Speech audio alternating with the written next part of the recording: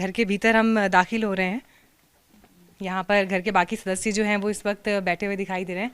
नमस्ते, नमस्ते महेंद्र जी। आप योगी जी के छोटे भाई हैं और सबसे खास मेहमान तो आप यहाँ देख रहे हैं, योगी जी की माता श्री हैं। नमस्ते, नमस्ते, कैसे हैं आप जी? मैं आप तब बोल सकूँ छो बोल सकूँ छो मैं आप बोल सकूँ छो। और मित्र तो यान पता है कि घर हम जब बोड़ी बोलते छन तो वो भूखी प्यान छन, तो आप तभी भूखी प्यान छे आने जरा मेरी मिता भी तो जरा फिर दादी की याद है जाए। दरअसल मैंने जो अभी बात की, हमारे जितने दर्शक इस वक्त देख रहे हैं, पहाड़ों में एक परंपरा है, जब आपसे बुजुर्ग मिलते हैं, आप उनसे मुलाकात करने जाते हैं तो प्यार स्वरूप, आशीर्वाद स्वरूप वो आपको चूमते हैं, तो उसे कहा जाता है भूखी पीना। तो मैंने उसी अंदाज में जो है अभी आपको छेड़ा और आपसे बात की। स्वास्थ्य कैसा है आपका? ठीक है। ठीक है। आपको पता है ना लखनऊ में शपथ ग्रहण होने वाला है दोबारा? अच्छा। हाँ, बातचीत हुई नहीं, योगी जी से? पता नहीं उनको ही अच्छा, आपकी बातचीत नहीं हुई? नहीं, मैं तो नहीं कर बात। अच्छा, बात नहीं, कभी कह ले।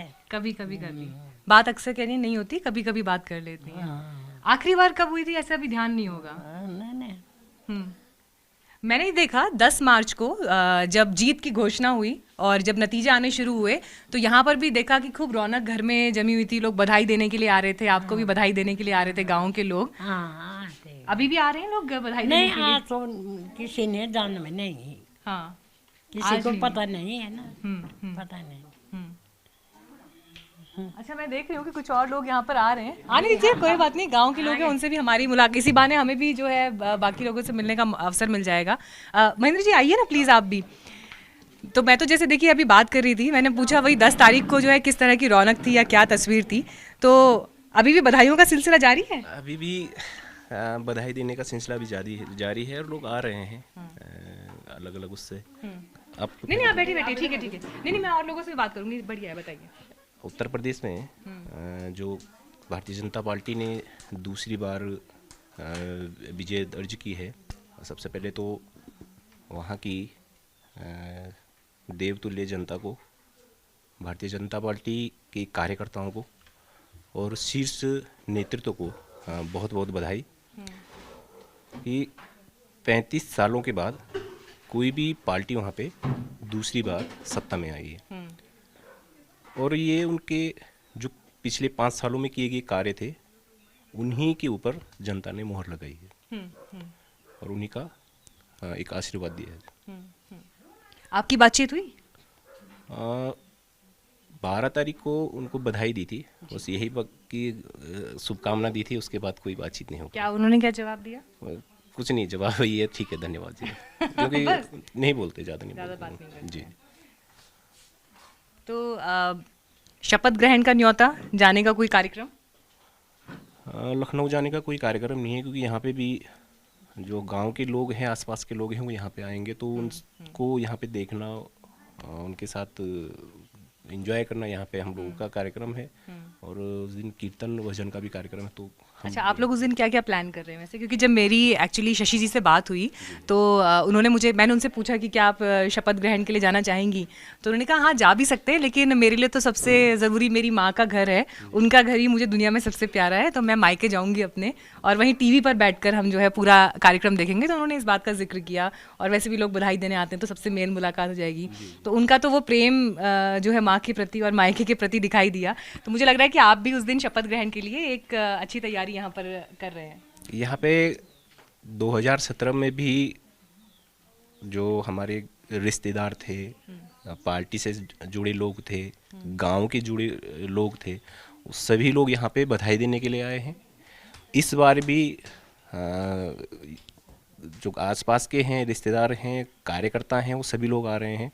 उसके बाद यहाँ पे फिर जो गांव की महिलाएं हैं उनके द्वारा भजन कीर्तन का प्रोग्राम शाम को रखा गया है।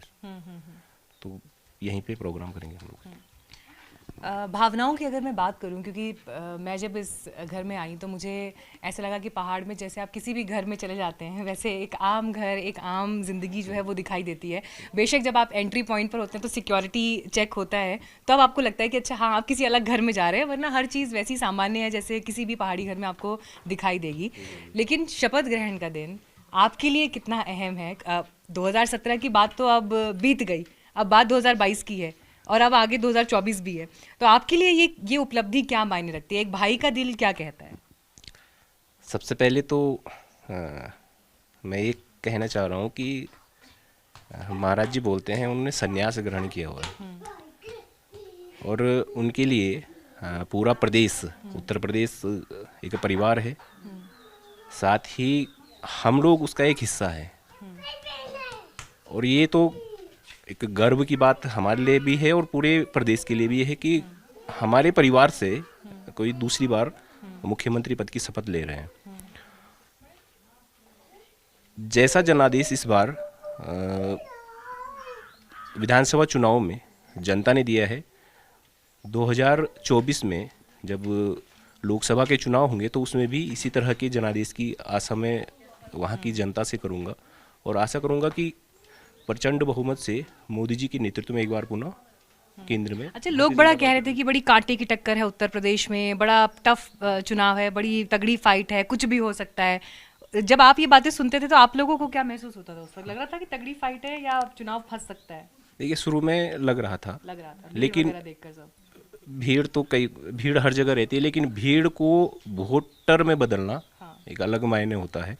जीत का भरोसा था, लेकिन बिल्कुल था। 260 और 265 लेके हम पहले भी चल रहे थे कि इतना तो ला सकती है भारतीय जनता पार्टी, लेकिन उससे